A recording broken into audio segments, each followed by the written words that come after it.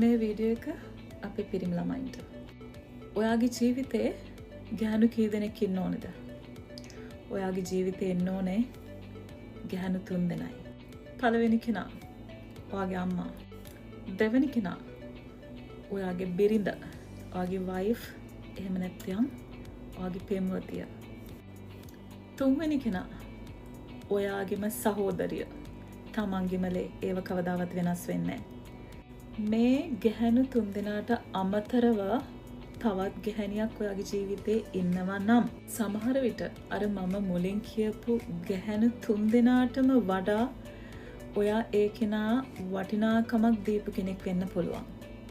ඔයාට හිතෙන්න පුළුවන් ඔයාගේ හැම ප්‍රශ්නයකදීම ඉන්න, ඔයා ගැන කෙයා කරන, ඔයාට අර හැමෝටම වැඩිය ආදරය කරන කෙනා යා කියලා. හැබැයි ඔයා හොඳට මතක තියාගන්න. ඒ වගේ සම්බන්ධ වැඩි කල් දුවන්නේ නැහැ. ඒව වැඩි කල් තියෙන්නේ නැහැ.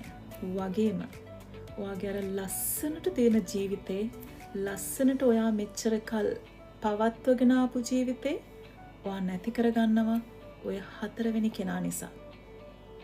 චුට්ටක් හිතලා බලන්න.